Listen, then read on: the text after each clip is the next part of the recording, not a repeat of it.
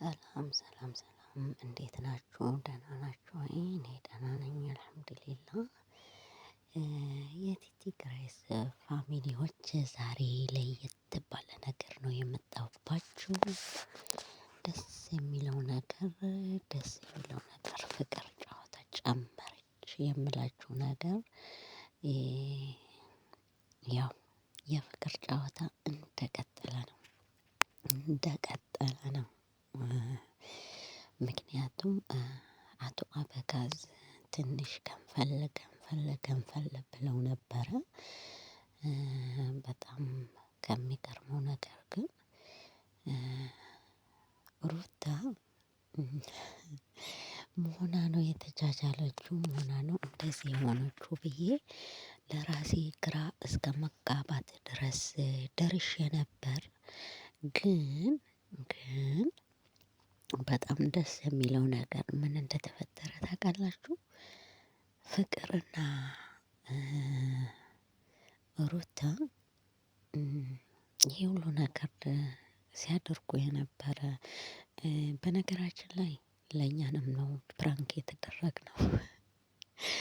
እኔ የመጀመሪያ ማለት ነው እንትን ላይ ይሄ ምንድነው የሚባለው?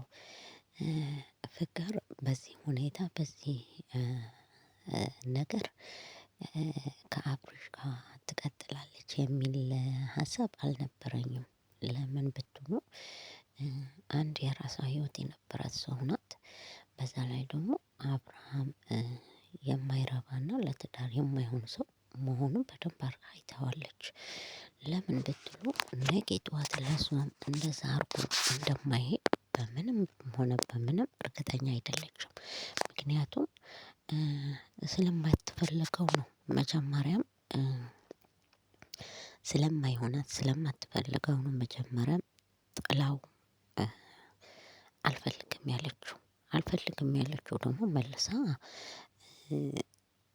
ታገባዋለች ወይም አብረው ይሆናሉ የሚል ሀሳብ አልነበረኝም ነበር። መጀመሪያ ካስታወሳችሁ በመጀመሪያ ቪዲዮ ፍቅር ጨዋታ ጨመረች ብዬ በሰራሁት ቪዲዮ ማለት ነው። ካያችሁት ቤተሰቦቼ ፍቅር የሆነ ነገር አስባ ነው እንጂ ያለ አንድ ነገር እንደዚህ ከአብርሽ ጋር አልሆነችም ብዬ ነበር።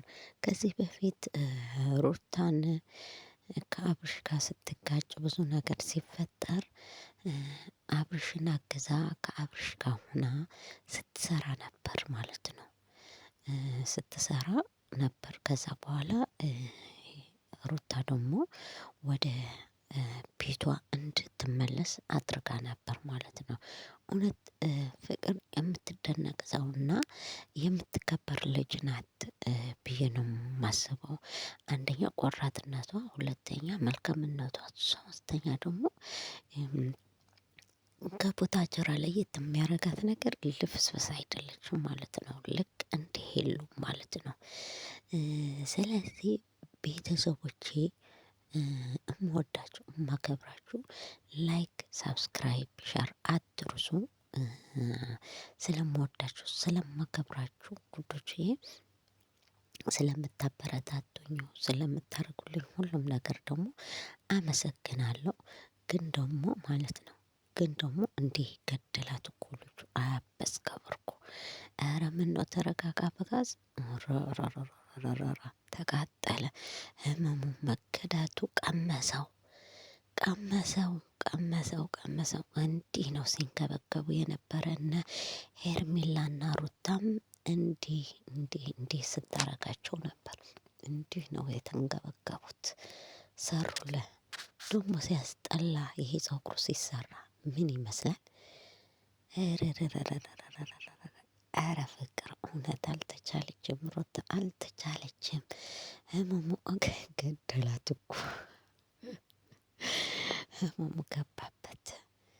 እስኪ ቅመሰው እኛም እንዲህ ነው እንግዲህ እንኳን አይደለም ሄርሜላና ሩታ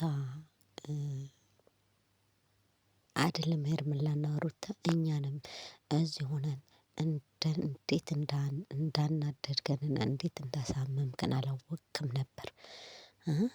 ስማ መከዳት ቅመሰው እስኪ ሰው አምነህ የምትወደው የምታፈቅረው ሰውን ስትከዳው ምን ያክል ስሜት እንደሚገባ እንደሚሰማህ ቅመሰው።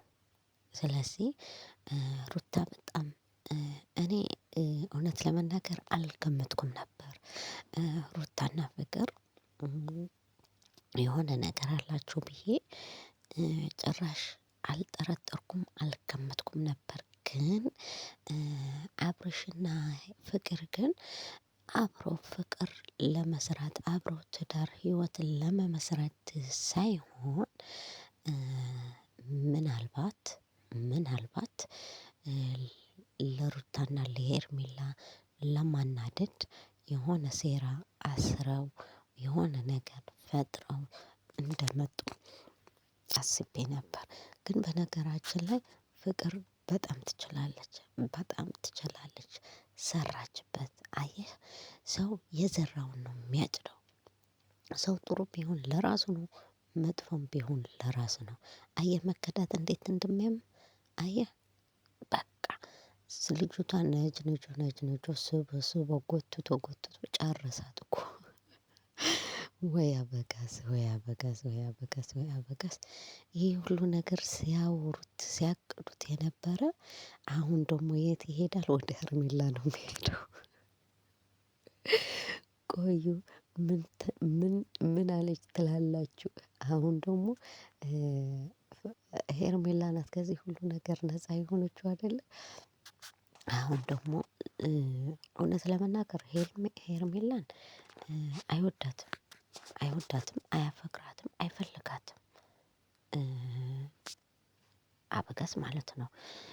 ግን አሁን በእልህ ተነሳስቶ ወደ ሄርሜላ ይሄዳል። ሄርሜላ ደግሞ ጀላንፎ የሆነችው ልጅ እሺ ብላ ነው የምትቀበለው። ግን እውነት እውነት ህይወቷ ግን የመጨረሻ ብስቁልቁል ብልሽትሽት ያለ ነው የሚሆነው።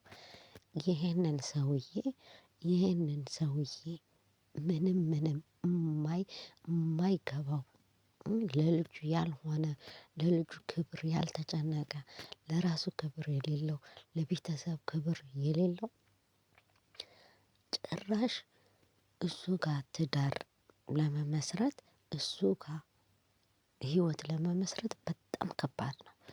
ማለት አንድ ሰው የሆነ ጥፋት ሲያጠፋ እኮ ሁሌም ወደ ሰው መቀሰር የለበትም። እንዴ አመት 2 አመት ሙሉ እንዴት በሰው ያሳብባል? እንዴት በሰው ያሳብባል? እንዴ እኔ የሆነ ነገር ሀላፊነት መውሰድ የማይችል ወንድ አይደለም። በቃ አዎ አጥፍቻለሁ አዎ ተሳስቻለሁ ከማለት ውጭ ተጨማሪ ስራዎች ተጨማሪ ጥፋቶች እያጠፋ እየሄደ ነው ይሄ ልጅ ማለት ነው።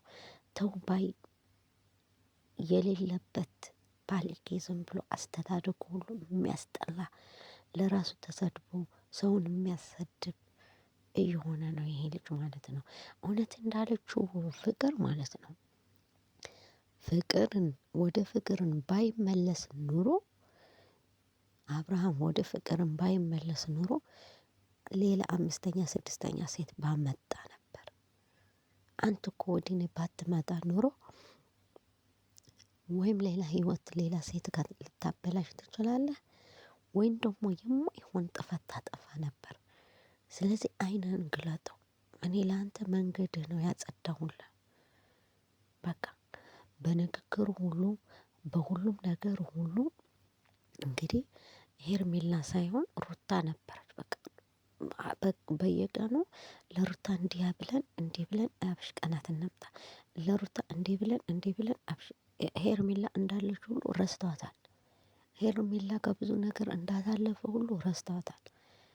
ስለዚህ ሩታ ነው የሚለው ከፍቅር ጋር ሆኖ ማለት ነው።